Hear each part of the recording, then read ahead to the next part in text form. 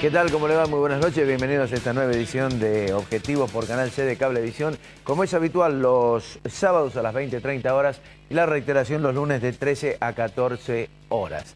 En una semana, bueno, donde el tema electoral, camino a las PASO, que se van a realizar el próximo 11 de agosto, ha sido el centro de atención durante el transcurso de toda la semana. Esto ha, de alguna manera, no opacado, pero sí ha dejado al costado salvo las medidas económicas que ha anunciado la presidenta, como el aumento del salario mínimo vital y móvil y el regreso a los bolsillos del impuesto a las ganancias por parte del descuento que se le había realizado en el aguinaldo. Lo demás está circunscrito precisamente a todo lo que es la campaña preelectoral. 100 metros de construcción de pavimento sirven para cortar una cinta y decir que estamos inaugurando obras y usar la cadena nacional también es permitido para poder anunciar cualquier objeto que tiene en el marco de la campaña electoral predisposición a propaganda de gobierno, no a propaganda o a propaganda política y no a una publicidad oficial. En el marco de todo esto, el Papa estuvo en Brasil y realizó declaraciones que realmente tienen fuerte connotación política, no solamente para la dirigencia política, sino para el mundo en general, para la sociedad en su conjunto. Bien, vamos a comenzar el programa de hoy con la alegría, la inmensa alegría de que Alfredo Blanco ya está en vivo y en directo. Ha regresado de Suiza, no se quería volver, pero no importa, lo tenemos aquí, volvió. Va a estar Alfredo Blanco. Vamos a hablar con Julián Benassi sobre los 31 años de la cooperativa Horizonte y algunos aspectos fundamentales en cuanto a la funcionalidad de la cooperativa, y finalmente con Gastón Utrera vamos a presentar el libro que acaba de escribir Gastón, o publicar Gastón, La inflación. Con él vamos a hablar de este tema y vamos a hablar de las puntas económicas que tienen en el marco electoral la economía de la Argentina. Vamos a los auspicios. Cuando regresemos, Alfredo Blanco.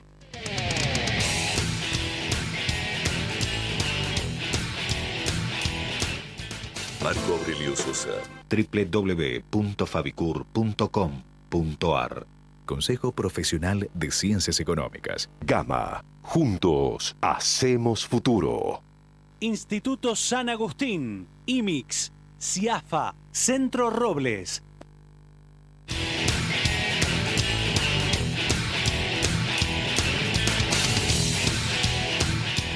Bien, me imagino que Blanco va a hablar de todo su paso por Suiza. Usted lo tuvo aquí en grabaciones directamente desde el país de Suiza y hablando concretamente desde la universidad, haciendo su columna económica.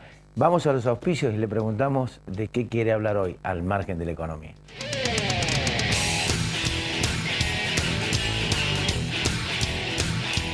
Colector.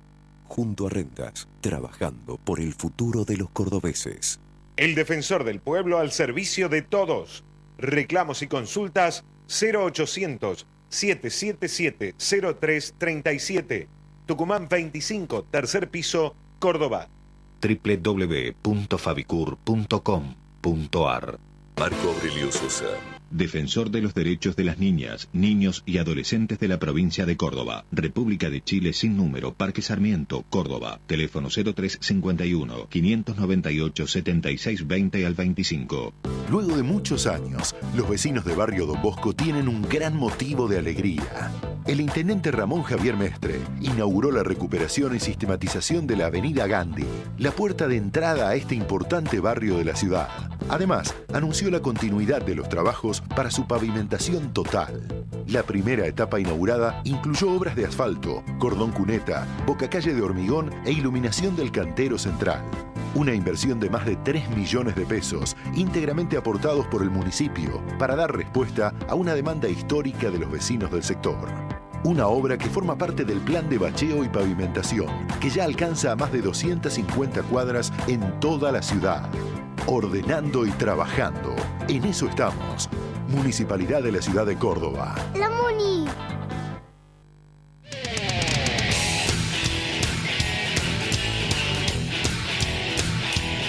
Bueno, ya te he saludado, fuera de cámara, así que ahora te doy la bienvenida. Bueno, muchas en gracias. nombre de toda la gente que preguntaba, ¿cuándo vuelve Blanco? ¿Cuándo vuelve Blanco? Bueno, acá está Blanco.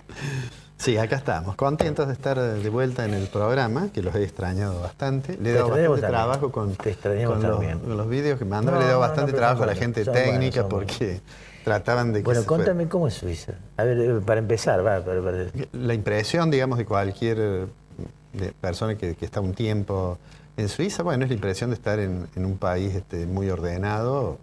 Como dije en una de las columnas, Suiza tiene 6 o 7 veces el Producto Bruto Per Cápita de Argentina, es decir, a pesar de que son 8 millones de personas, es un país realmente muy ordenado. Y una cosa que llama la atención, recién lo hablamos fuera de cámara con Gastón, es que la crisis europea en Suiza no se percibe. Es decir, Suiza creció el año pasado 1%, tuvo deflación, pero y 1% obviamente no es mucho, pero en el marco de la crisis europea. Pero la economía suiza nunca crece 7%. Exageradamente, claro. Así que, y esto se explica básicamente, además del hecho de que tiene soberanía monetaria, en el sentido de que tiene su propia moneda y que esto le ha traído algunos problemas a otros países que no pueden manejar mucho la política monetaria porque tienen el euro. Suiza, además de eso, tiene una vinculación muy estrecha con Alemania y mientras Alemania sigue siendo una economía fuerte, en Suiza se enteran de que hay crisis porque, bueno, por la información de los medios, pero no se percibe ningún efecto sobre la economía suiza, ¿no? ¿Qué fue lo que más te impactó? Bueno, cuando llegué lo primero que más me impactó fue una discusión que tuvo en Suiza, no solamente en los medios, sino entre los académicos también. Fue una cuestión vinculada al sistema financiero, a los bancos y a su relación con los Estados Unidos. Hay un acuerdo firmado entre Estados Unidos y el Consejo de la Confederación por el cual habían asumido el compromiso de sacar una norma, una ley, que hiciera que los bancos suizos, sus filiales en el territorio de Estados Unidos, le dieran información al gobierno de los Estados Unidos sobre ciertas personas que habían hecho depósitos en cuentas suizas. Eso en la tradición del secreto bancario, eso en Suiza es una cosa muy sorprendente, pero había sido alentado incluso por los bancos debido a que temían de que pudieran ser acusados por el gobierno de los Estados Unidos de complicidad en maniobra de fraude fiscal. Y como en Suiza solamente da información cuando son de hechos criminales o terrorismo, pero no de evasión fiscal, o sea, hay una diferencia mucho más nítida que la que hay en Argentina entre lo que se considera lavado de dinero como consecuencia de maniobras ilícitas y lo que se considera evasión fiscal. Claro. No sé, bueno, y sin embargo le rechazaron la ley en el Parlamento, en lo que sería el Parlamento suizo, en particular en la Cámara Baja, digamos, en la Cámara de Diputados. Y el gobierno insistió, mediante un procedimiento que está establecido en las normas, que es la posibilidad de que se vuelva a tratar rápidamente, y de nuevo lo aprobó el Senado, y nuevamente lo rechazó la Cámara de Diputados. Es decir, me sorprendió, diría algo que acá es más difícil de pensarlo, ¿no? La diferencia de mirada sobre un tema delicado como ese, entre lo que sería el Ejecutivo y lo que serían el Poder Legislativo, con prescindencia de su adhesión a distintos partidos políticos, claro, fueran de la democracia cristiana, fueran digamos, de centro derecha, fueran socialdemócratas. Digamos, hay mucha... Eso es una cosa realmente llamativa. Por supuesto, la noticia en esa época no... que estoy hablando hace un poco más de un mes, la noticia en ese momento de los medios era esa por una parte en Suiza, y en Europa en general era el escándalo de financiación irregular del Partido Popular a partir de la detención de las declaraciones de Bárcena, ¿no? Que interesante, una de las maniobras que pasó cerca de La Plata, cerca de Uruguay, terminó en un banco en el cual es el banco mencionado en el escándalo que hubo acá en Argentina en relación a la denuncia que había hecho la ANATA. Bueno, ese banco, el Lombardi, es el mismo banco que está involucrado. Es un banco... Esto vale la pena aclararlo. Cuando uno camina por Ginebra, por sus principales calles, digamos, uno ve en los edificios una gran cantidad de placas que dice gestión de fortunas. O sea, el banco de fortuna no es un banco que digamos, intermedia entre la oferta y la demanda de dinero, como sería una entidad financiera en Argentina, sino que son bancas privadas que se dedican a administrar grandes fortuna. Fortuna. Bueno, y obviamente hay una discusión también allí respecto de la confidencialidad o no de la información, y los suizos se resisten mucho a ceder en eso, bueno, básicamente porque de esa manera tienen recursos que de otra forma no tendría ese sistema, ¿no? En estos momentos se está analizando hasta qué punto van a ir cediendo. De hecho, Argentina tiene una iniciativa para firmar un acuerdo con la Confederación para información que tenga que ver con cuestiones tributarias. Pero bueno, si con los Estados Unidos resistieron así, me parece poco probable de que vaya a haber mucha flexibilidad para dar información en relación a residentes argentinos. Claro. Eso, y lo otro que impresiona obviamente es la fortaleza de la economía, en el sentido del grado de desarrollo, el funcionamiento de los servicios y el nivel, la calidad de vida es realmente muy significativa, muy alta. Muy alta. Pero el PBI por persona es 6 veces el de la 6 veces Argentina, de la Argentina. más o menos, ¿no? Debe estar ahora calculo yo, $75.000 per cápita. Mucho. Y son 8 millones de habitantes. 8 millones. Mucho plata. Yo creo que en una de las columnas hice una referencia a la Universidad de Neuchâtel. Sí. La Universidad de Neuchâtel toda la universidad tiene 5.000 alumnos. ¿no? Toda la universidad. Toda la universidad, 5.600. Y la Facultad de Ciencias Económicas tiene 5 institutos de investigación. 5 institutos Sí, de tiene 5 investigación. institutos de distintas cuestiones, unos financieros, otros más de negocios, de administración de empresas. Y el total de personal que tiene, incluyendo docentes y personal de apoyo, biblioteca, tiene 100 personas. ¿No? ¿Cuánto? 100 personas. Ahora, claro, tiene 100 personas. Para que nos ubiquemos en la universidad, la Facultad de Ciencias Económicas de la Universidad de Córdoba tiene aproximadamente entre docentes, no docentes, etcétera, 500 personas, o sea, 5 veces más. Ahora, ellos tienen 800 alumnos. La Facultad de Ciencias Económicas tiene 14.000. Claro. Entonces, es muy distinto. Desde el punto de vista, digamos, de la orientación de la enseñanza de economía, tanto en la Universidad de Ginebra como en la Universidad de Neuchâtel, bueno, no se diferencia de las principales universidades que están en el mundo, todas, claro, con influencia de la mirada, digamos, de lo que uno puede ver en la Universidad de Estados Unidos, de la mirada neoclásica, en general es eso. Pero la Universidad de Neuchâtel es una universidad además está en un ámbito muy lindo, la ciudad de Neuchâtel es una ciudad hermosa. Bueno, llegaste de Suiza. ¿Y te encontrás con qué? Bueno, venía pensando algo que hablamos antes de irnos respecto de las expectativas generadas en torno al CEDIN. Venía pensando lo siguiente, nosotros dijimos en uno de los programas que no parecía que fuera a ser fuera a tener tanto éxito, a pesar de que los esfuerzos que fue flexibilizando, tratando de dar más posibilidades para que fuera atractivo, ¿no?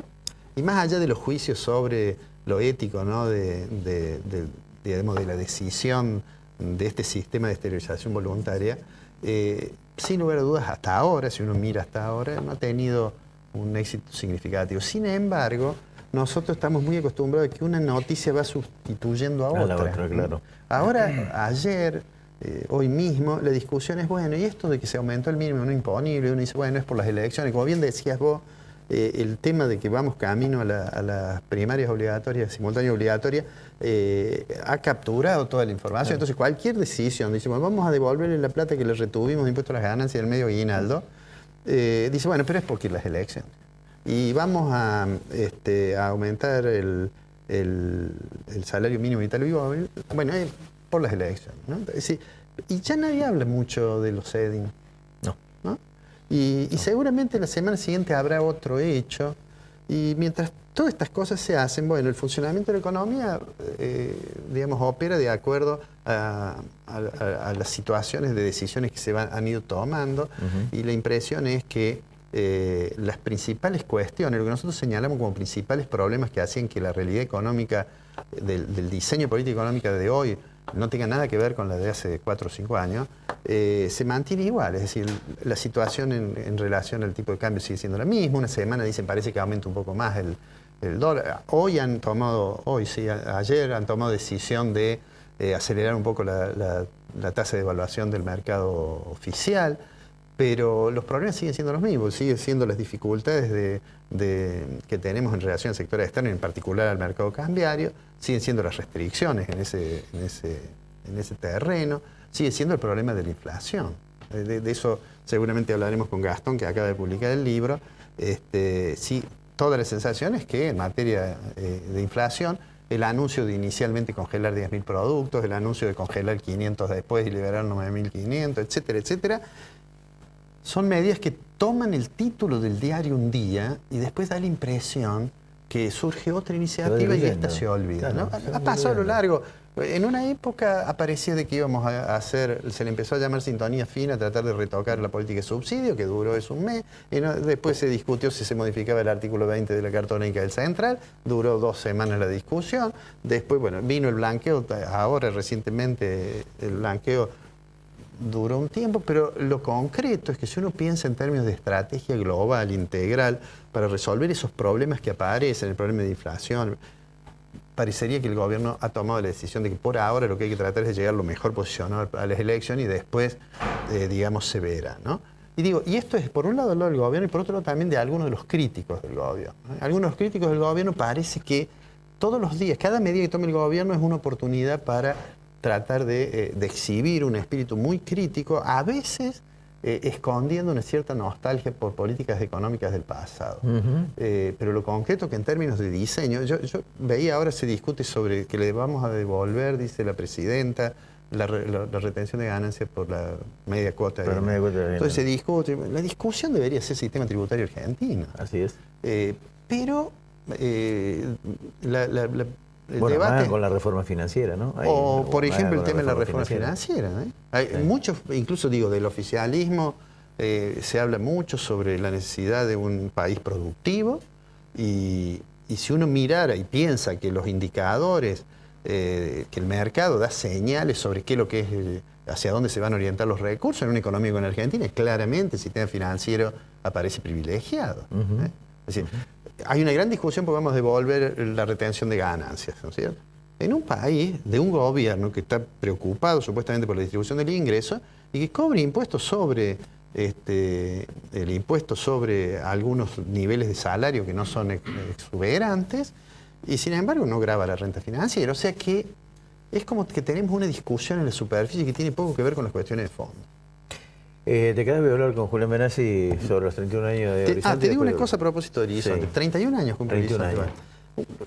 Muchas veces hemos dicho que es una organización que ha mostrado una gran eficacia, además del tema de la solidaridad y todo lo demás. No, te digo, en Suiza, las dos principales cadenas de supermercados, ¿no? Muy importantes, una se llama Migros y otra se llama Coop, son cooperativas. Entonces, en Suiza es muy difícil, yo creo que no hay, debe haber a lo mejor puede haber algún Walmart, pero las dos cadenas que además deben tener, no sé, supongo yo, más 70, 80% del mercado, las dos son cooperativas. Y comenzaron hace mucho tiempo, una de ellas, con una persona que en un camión subía a la montaña, hasta la gente que tenía dificultades para tener alimento, subía con un camión y llevaba alimento pueblo por pueblo, en esos pueblitos que tiene Suiza, que lo único que falta es que aparezca Heidi. Así surgieron y son realmente, pero realmente importantes. Y tienen además producción, así muchos de los productos son de marca propia. Claro. Y de muy buena calidad. Bien, te quedás. Me quedo. Ya volvemos con Julián Benassi, los 31 años de la Cooperativa Horizonte y cómo está operando funcionalmente precisamente la entidad. Ya volvemos.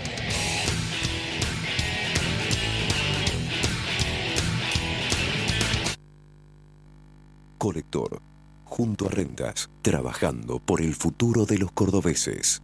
El defensor del pueblo al servicio de todos. Reclamos y consultas 0800-777-0337. Tucumán 25, tercer piso, Córdoba.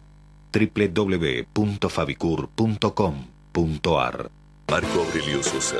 Defensor de los derechos de las niñas, niños y adolescentes de la provincia de Córdoba. República de Chile sin número, Parque Sarmiento, Córdoba. Teléfono 0351 598 7620 al 25.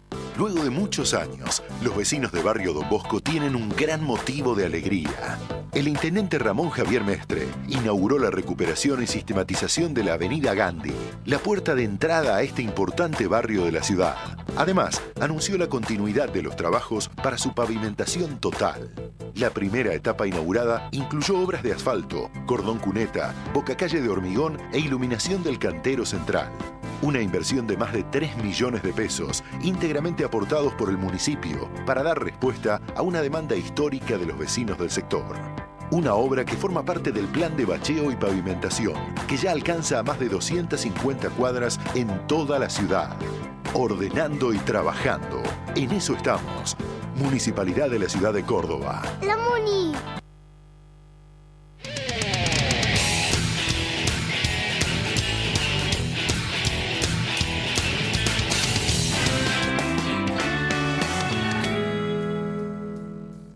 Si usted es contador público, licenciado en Administración o licenciado en Economía y ejerce la profesión de manera independiente o en relación de dependencia, debe matricularse en el Consejo Profesional de Ciencias Económicas. Consulte al teléfono 0800-555-2723. Marco Aurelio Sosa, 53 años liderando en caños de acero. www.marcoaureliososa.com.ar.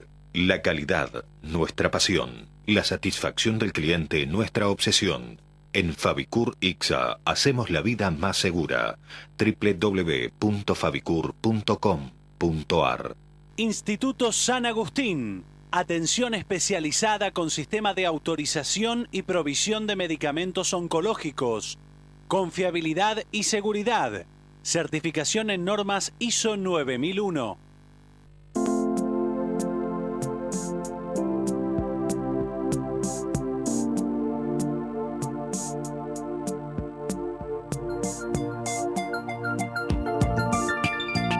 Hay un antes y un después en tu manera de ver las cosas.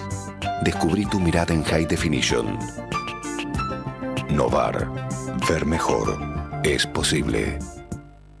Congreso Argentino de Gastroenterología y Endoscopía Digestiva. 5, 6 y 7 de septiembre de 2013. Quórum Córdoba Hotel. Información www.gastro2013.com.ar.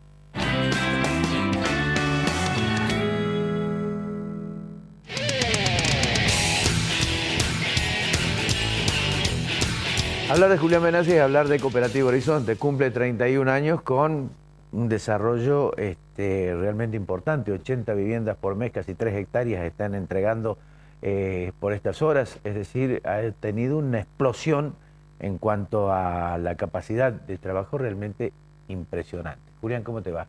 El gusto estar Pero con además vos. 31 años. 31 años y bueno, y así como ves, joven, absolutamente. No se me nota, prácticamente. Bueno, Esa es la verdad. contame cómo está. Bueno, complementando lo expresado por el licenciado Blanco, vamos a ver si en Suiza podemos hacer lo que... un poco hacer vivienda, la Cooperativa Horizonte. Claro, porque ¿qué hacen los suizos en vivienda? A lo mejor claro. Bueno, no, sí, efectivamente estamos con el 31 aniversario. Y bueno, hace un año y medio que venimos trabajando en la mejora de las tipologías, tanto en estética como en funcionalidad, todas esas cosas. Sí. Siempre decimos dentro de un marco que está dado por el lápiz del arquitecto que vuela alto y el lápiz del costista que lo pone en vereda. Claro. ¿Cierto? Porque claro. El segmento social que atiende Horizonte es el que deja de lado el desarrollismo y el que no puede atender el Estado, digamos, claro. ¿Cierto? Que no puede atender unos dos, ¿cierto? Entonces no hay que moverse de determinados costos a determinadas prestaciones, o sea, un dormitorio de tantos costos, un dormitorio de tantos costos. Entonces hemos remozado las principales tipologías, las que más la gente elige, que para, digamos, no sé si sorpresivamente, pero no son las más caras, son las intermedias. Sí. Y bueno, con bastante buen éxito. Hemos traído unas placas, hemos traído exacto, como para mostrarlas. Si podemos poner la primera placa. Como para ir mostrándola, bueno, y este trabajo lo tuvimos que hacer. Ahí está la primera, tenemos la primera. Modernización de tipología. Esta es la tipología estándar. Abajo está como era antes y arriba como la dejamos ahora, prácticamente con poco movimiento en costo. ¿cierto? Ajá. Con bastante raro. Más innovación y dentro del mismo costo aproximadamente. Aproximadamente dentro del mismo costo. Y la próxima placa seguramente nos va a mostrar, bueno, esta es la vivienda más económica. La básica. La básica, ¿qué pasa? Donde, a estar como está arriba, que de momento está hecho en un dibujo porque estamos haciendo prototipo, pero antes estaba como se la ve abajo. La más económica de todas esas casas tiene 28 metros cuadrados y cuesta 210.000 pesos, incluyendo vivienda, lote y servicio funcional. 210.000 pesos. Sí. O sea, a sectores de trabajo rasos, digamos, no calificados, tienen posibilidad de acceder a una vivienda como esa, que va de 1 a 3 dormitorios, entre 210 y aproximadamente 280.000 pesos, la de 3 dormitorios. ¿Cierto? Y la otra que es el caballito de batalla. Estas casas tienen un porcentaje de elección aproximadamente del 18% por parte de socios. O sea, los socios, el 18% elige estas casas. Las que viste recién, aproximadamente también un 15, un 17%. Y la más fuerte, que es la que vamos a ver ahora, que es la vivienda económica, ¿cierto? ¿Qué pasó? Le hemos cambiado bastante de look y de funcionalidad, ni hablemos. Este programa no da para eso, pero funciona mucho mejor, tiene más prestaciones. Sí. Y esta casa tiene un porcentaje de elección cercano al 65-68%, ¿cierto? ¿Cuántos metros tiene esta? Esta vivienda, la vivienda económica va de 34 a 70 metros. O sea, monoambiente, o más un dormitorio, o más 2, o más 3 dormitorios. Todas son prácticamente así, de monoambiente a 3 dormitorios. Los costos van variando en función de eso. Van variando en función de eso. O sea, la económica de 34 a 70. La básica, la que vimos de 210.000 pesos, va de 28 metros a 70 metros. Y la estándar, que es la primera, 37 a 81 metros cuadrados. Digo, espacio suficiente para moverse, porque todos tienen crecimiento, o sea, quien opta por la unidad mínima después puede ir creciendo, claro. Es como un cabeza de plata. Eso equivale en términos decisionales o en términos de, no sé si decirte sociológico, lo que hacían antes de cuando había acceso al lote, digamos, a bajo costo, de comprarse un lote y empezar con la famosa piecita cocina y baño. Bueno, digamos, es como que de alguna manera tiene esa modulación. Obviamente que arriba de las casas que estamos viendo existe también la vivienda mejorada y la Gran Córdoba, que son viviendas que pueden llegar hasta 500, 600.000 pesos, pero que de todas maneras están un 30% aproximadamente por debajo de similares ya en el mercado. En el mercado. Esto se logra por eficiencia productiva, por obviamente la objetivo de la cooperativa no es la utilidad, sino que es la vivienda. O sea, el objetivo es llegar a determinado sector y para eso no hay que cargar, digamos, no cargamos utilidades. Y también, ¿cierto?, por la eficiencia productiva, por la producción por la planta fabril que tenemos con la producción de todos los insumos. ¿Ustedes están produciendo los insumos? Sí. Una planta fabril de 8 hectáreas, con fábrica de bloques, tenemos fábrica de aberturas, fábrica de premoldeados, bueno, todo lo que es herrería, y bastante... ¿Eso les permitió a ustedes hacer las modificaciones sin tanta variación de costo? Esto es, sí, juega en sí mismo y juega por el just in time, que les podré explicar ahí. Toda la gente de economía. Te quiere decir que si usted tiene la misma ventana, la ventana puesta justa en el momento donde tiene que estar, no lo pone ni antes ni después, y la calidad que tiene que tener, cosa que no se logra por ahí comprándolo en el mercado, claro. Hace que la cadena productiva sea ágil, claro. Y se logren todos los ahorros posibles. Entonces, el hecho de manejar los productos más críticos de una forma autoproducida, digamos, nos permite verdaderamente lograr unas economías en las etapas siguientes, ¿cierto? Porque desde el insumo de la producción de planta fabril sale el material va a obra, juntamente con otros productos y servicios, termina siendo una vivienda que después se asienta sobre una tierra que compramos sin urbanizar y que le hacemos todos los servicios básicos, ¿cierto? Tierra, cordón cuneta, apertura de calle, cordón cuneta, claro. Alumbrado público, todas esas cosas. Conversamos con vos. Te quiero agregar un detalle más. Sí, yo te decía de las elecciones de los asociados, para llevar para que nos hagamos una idea el porqué de la factibilidad de la viabilidad del tema Horizonte y por qué estamos teniendo una cantidad de adhesión de gente importante que nos están empujando fuertemente. Yo te diría que la vivienda promedio ponderado, eso es ponderado, se lo dejemos para explicar en otra oportunidad, pero la quiero poner, la vivienda promedio, para decirlo en criollo, es una vivienda que elige el socio por motus propios, porque tiene como elegir, es una vivienda de 59 metros cuadrados, 58 metros cuadrados, con un costo aproximado de 310.000 pesos, dentro del rango de Córdoba. 310.000 pesos. 310.000 pesos es lo que cuesta un lote de mediana ubicación en la ciudad de Córdoba, un lote solo. Acá es vivienda más lote. Y si nos atenemos un poco a los números oficiales que publicaron recientemente, que estaban hablando, que ellos hacen referencia a una vivienda de 75 metros, nuestros socios eligen 59 metros, o sea, que quiere decir que, sí, está bien, si me das 200 también tan bueno, pero claro, sí, lo tengo que elegir yo, en promedio me ajusto a lo mínimo indispensable, con un costo de 4.400 pesos el metro, que se va a 300 y pico mil pesos, más 300 y pico de lote, serían 695.000 pesos. Una casa, digamos, si tomamos el valor del metro cuadrado oficial, más los metros cuadrados que ellos toman de referencia, más el costo de mercado de un lote suelto, estamos alrededor de los 695.000 pesos, y no es lo mismo pechar contra 695 que pechar contra 310. Claro. Entonces de ahí viene la viabilidad. Por eso que, como decimos recién, la factibilidad o la penetración que logra este Horizonte entre los segmentos sociales, no atendido por sector lucrativo ni por el Estado, viene por dos razones, ¿cierto? Una, porque en términos generales, en los últimos 10 años es indiscutible que la capacidad adquisitiva de la gente aumentó. Y la otra, que lógicamente empujamos hacia abajo el costo de la vivienda, con lo cual se produce ese arrime. O sea que no es tan absoluto eso de decir 4.000 pesos el metro cubierto, 4.000 pesos un salario, y sacar una cuenta muy rígida, porque en la práctica la gente se la rebusca y se achica lo suficiente, después se va agrandando una vez que los barrios de hecho cambian muchísimo en 10, 15 años, ni lo reconoce. Dos temas. Primero, tierras. Oh.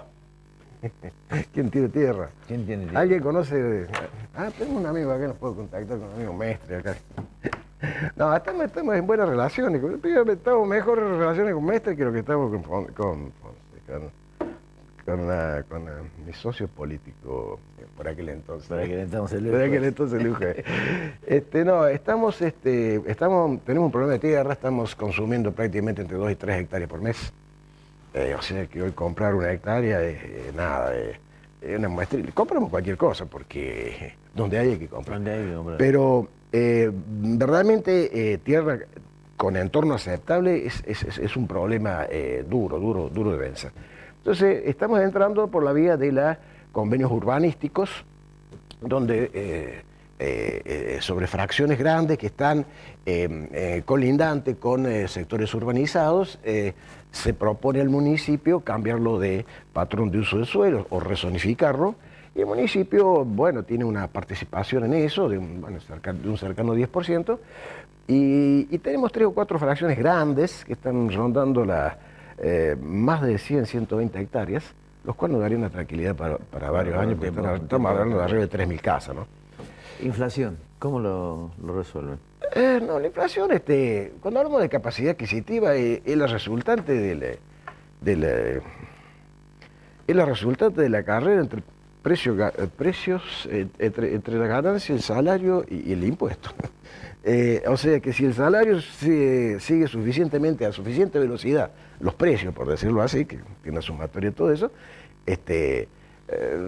digamos lo que te dan como consecuencia que la capacidad adquisitiva de un hombre frente a una casa sigue siendo la misma que hace 2, 3 o 4 años atrás, ¿cierto? Claro. Quiero decir, este es el tema, ¿cierto? Así que el movimiento salarial que acompaña al movimiento a la inflación, por más que estemos no de acuerdo con la existencia de la inflación, o por ahí algunos dicen que el tema de la inflación es una condición sociológica del argentino, no es un problema económico, porque es una disputa de hacer valer lo que cada uno tiene más que el otro, pero de todas maneras, mientras el salario siga, no hay inconveniente. Y bueno, nada, y como otro tema, el tema de la cantidad de adjudicación y el tema de las tierras, que está siendo verdaderamente un problema, y que si tenemos éxito en eso, verdaderamente creo que destrancamos la parte fundamental. La otra es el crecimiento, que hay que saber crecer bien, como en todos los ámbitos de la vida, ¿cierto? Julián, gracias. Felices 31. Gracias a vos y bueno, nos tendremos que brindar. Felices 31, Rica. No tenemos que brindar, brindamos con agua y dice que hay que brindar 2 veces. Para el 31. Dice que hay que brindar 2 veces. 2 veces para el 31. Ya volvemos. Gracias, Ricardo.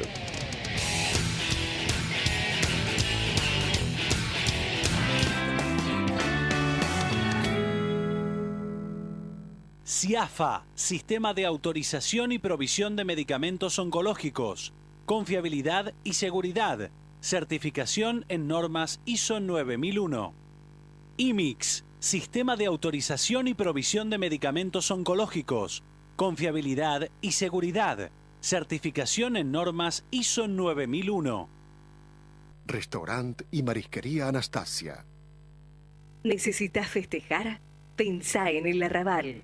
Belgrano 899. Reservas 460-2990. Congreso Argentino de Gastroenterología y Endoscopía Digestiva. 5, 6 y 7 de septiembre de 2013. Quórum Córdoba Hotel. Información www.gastro2013.com.ar.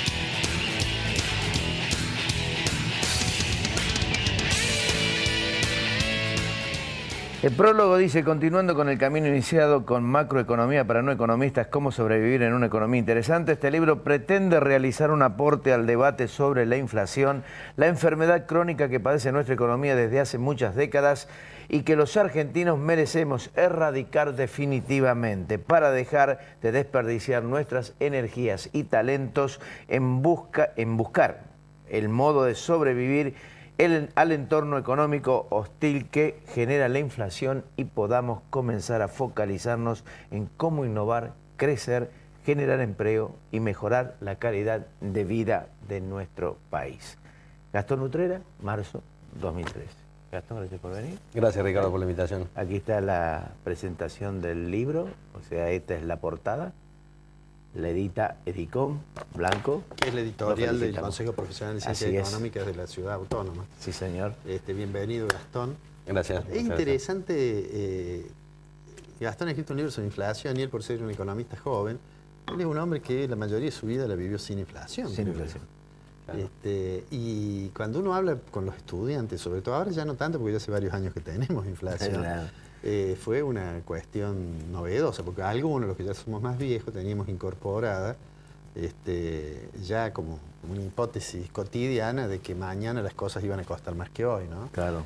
Bueno, hemos vuelto a eso, pero digo, es interesante que escriba alguien que en lo personal conoció la inflación. Además la portada es muy curiosa, ¿eh? Sí. El changuito lleno, menos lleno y casi sin nada.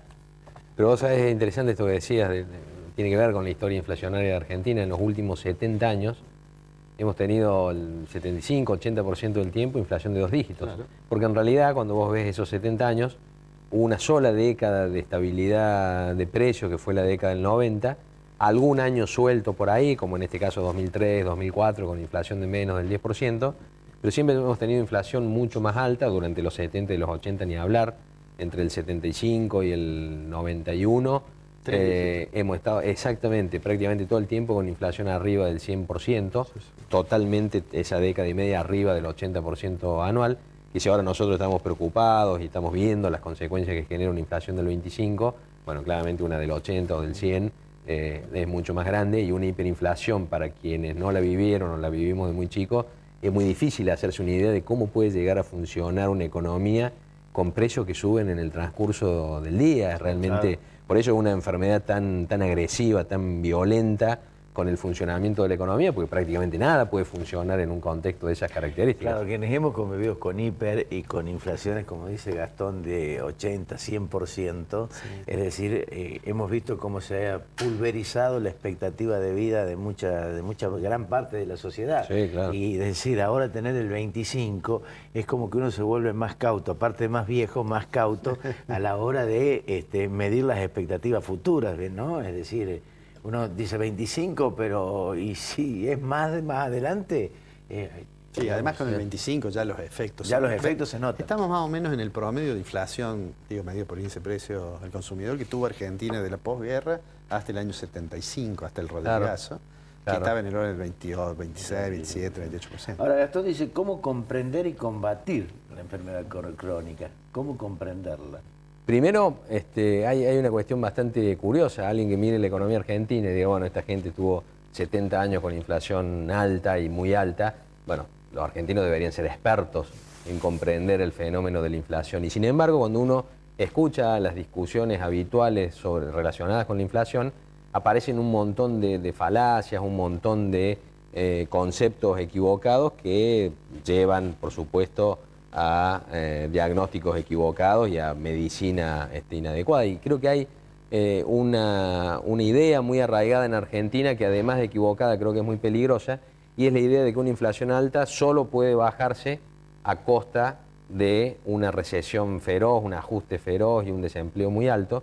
Y eso, además de que no es así, porque hay antecedentes en el mundo de poder bajar la inflación sin generar esos impactos negativos sobre la economía, es una idea peligrosa porque si nuestros dirigentes políticos están convencidos de que eso efectivamente es así, obviamente nadie se le anima a la inflación. Tiene mucho más sentido tratar de convivir lo mejor posible con la inflación, es decir, tratar de mantener la enfermedad estabilizada en lugar de erradicarla.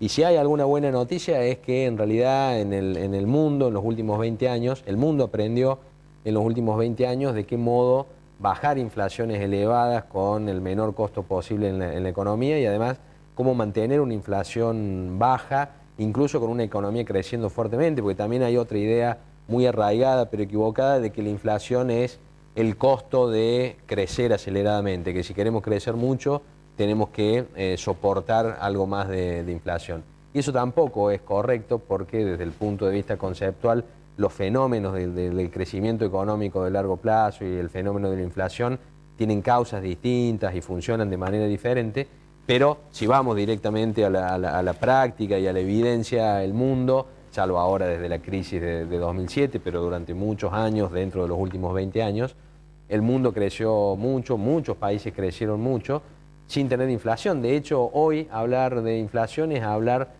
de una enfermedad anacrónica en el mundo, es una enfermedad prácticamente erradicada. Se habla de inflación en distintos lugares, mencionabas inflación en Suiza, todos leemos en los diarios inflación en Brasil, mucha preocupación por la inflación en Brasil, pero estamos hablando casi de otra enfermedad. Claro. Estamos hablando de una enfermedad, de una inflación del 5 o 6% anual que no solo tiene... A ellos les preocupa ya. Les preocupa, realmente les preocupa. Claro, exactamente. Pero tiene un funcionamiento y requiere una medicina diferente a cuando uno tiene una inflación del 25 o 30% anual y obviamente una medicina diferente cuando la inflación está descontrolada, como hemos tenido muchas veces. Entonces creo que el punto de partida es tratar de entender cómo funcionan los fenómenos relacionados con la inflación, cómo inciden sobre la inflación la gran cantidad de factores que inciden sobre ella, porque la inflación es un fenómeno muy complejo en el cual inciden muchos factores, no es solo una cuestión monetaria, porque inciden las pujas distributivas, incide las expectativas, inciden el ciclo económico, muchas cuestiones, pero no todos esos factores influyen de la misma manera, y esa es la clave para empezar a ordenarlos y a entender que funcionan de manera diferente, y eso permite ir a la segunda parte de lo que mencionabas, de cómo erradicarla o cómo curarla. Tiene que ver con entender, creo, primero que la inflación funciona de manera muy diferente en distintos niveles o en distintos regímenes inflacionarios.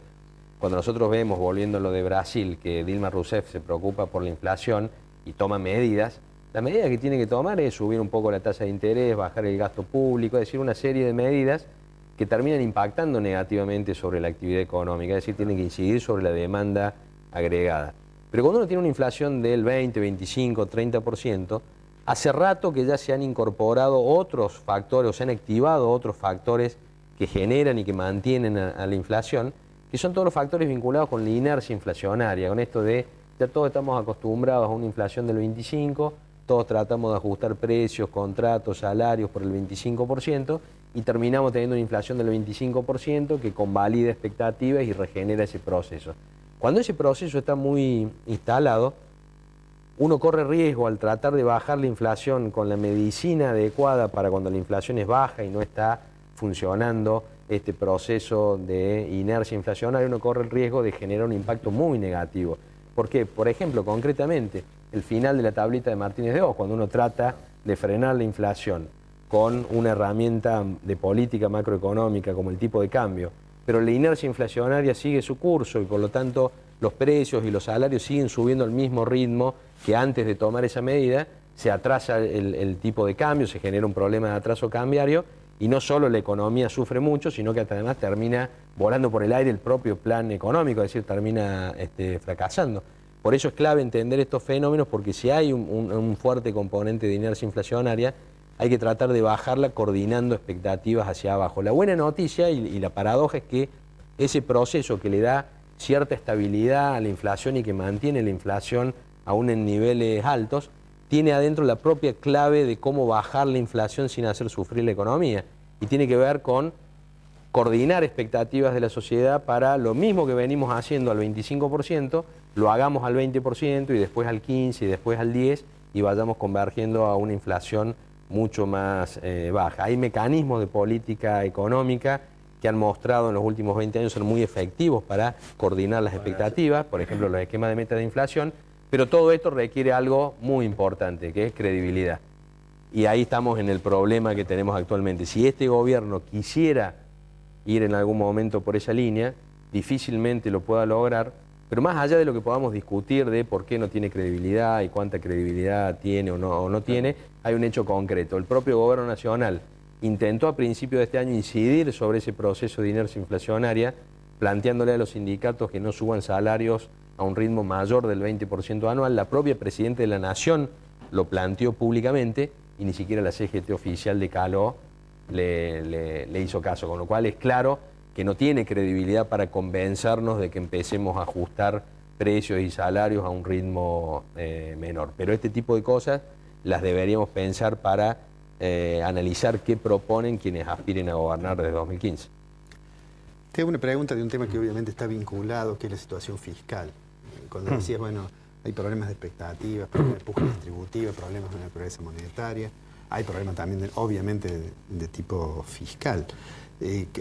Digamos, ¿qué estás viendo en la coyuntura, ahora ya pasando, de la situación fiscal nacional y de los gobiernos, digamos, del nivel subnacional de las provincias? Lo mismo que viene ocurriendo desde hace tiempo, el gobierno nacional ya mostró que sigue por el mismo camino de seguir aumentando el gasto público, tener déficit fiscal, financiarlo con emisión monetaria. Lo que ha cambiado ahora es que lo que antes funcionaba, que le permitía emitir una cantidad enorme de dinero, el año pasado emitió 40%, aumentó la cantidad de dinero en un 40%, y la inflación no se movió del 25%, esa especie de milagro monetario ya se acabó. Ahora la economía ya no absorbe tantos pesos y por lo tanto ahora lo que emite el Banco Central realmente sobra y genera presiones inflacionarias y va a generar presiones sobre el dólar. Y de hecho ya tenemos indicios de que efectivamente eso que incluso hemos hablado en esta misma mesa hace algún tiempo ya ha empezado a ocurrir. Cuando uno analiza los datos de inflación, por ejemplo, de la Dirección de Estadísticas de San Luis, uno ve que el año arrancó con más inflación que el año pasado, enero y febrero tuvieron más inflación, marzo, abril y mayo tuvieron igual o menor inflación, muy probablemente por alguna incidencia del congelamiento de precios que mencionaba, pero ya junio está muy por arriba de junio del año pasado, cuando ya se terminaron de soltar todos los congelamientos de precios. Junio dio 2,3% en el mes y el año pasado había dado 1,3% y el año anterior en el mismo mes había dado algo muy parecido, es decir, la línea ahora se empieza a separar de lo que ocurrió el año pasado y el anterior. Y en julio todavía no lo hemos terminado, con lo cual recién el 20, 22, 23 de agosto vamos a tener el dato de julio, pero hay forma de ver qué está ocurriendo con la inflación, con algunos proyectos como este de inflación verdadera en el marco de la Universidad del MIT de Estados Unidos, que mide inflación en Argentina día por día, mide precios día por día y calcula un índice de precios. En lo que va de julio siguieron aumentando los precios y ya están en torno al 3% mensual, es decir, está ocurriendo lo que hemos hablado hace algún tiempo y tiene que ver con que el gobierno sigue con más de lo mismo en términos fiscales, con la consecuencia monetaria que eso tiene por la emisión de dinero para financiar el déficit fiscal, en un contexto en el cual la economía ya no resiste que siga haciendo eso.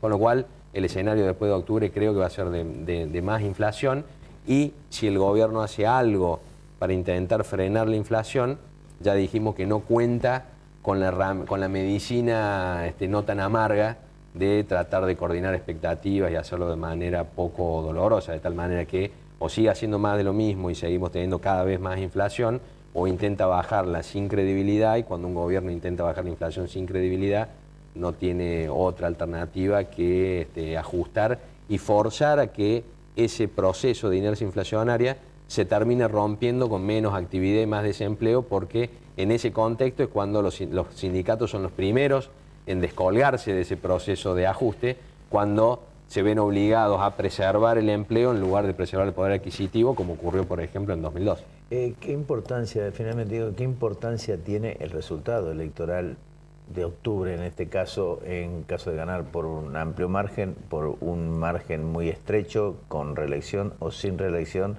con posibilidades de modificar la Constitución o sin posibilidad de modificar la Constitución, teniendo en cuenta que quedan 2 años de gobierno? Mira, creo que es muy difícil saber cómo va a funcionar en términos económicos, porque hasta es difícil saber cómo va a reaccionar el gobierno en cada uno de esos escenarios políticos, claro, alternativos.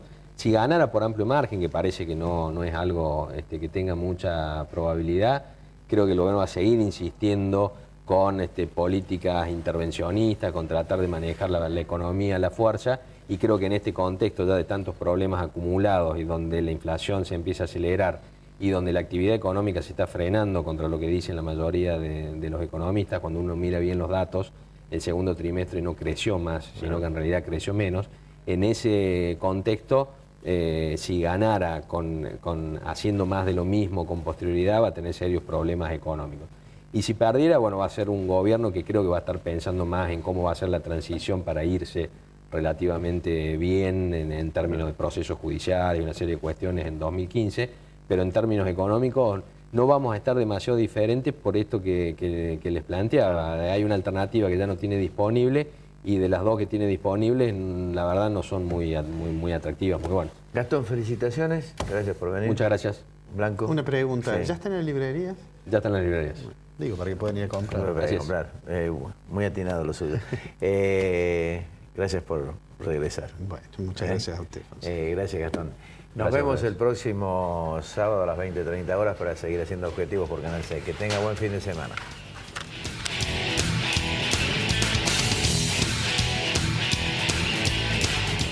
Marco Aurelio Sosa.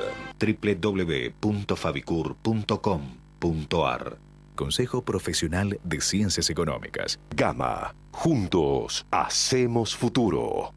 Instituto San Agustín, IMIX, CIAFA, Centro Robles.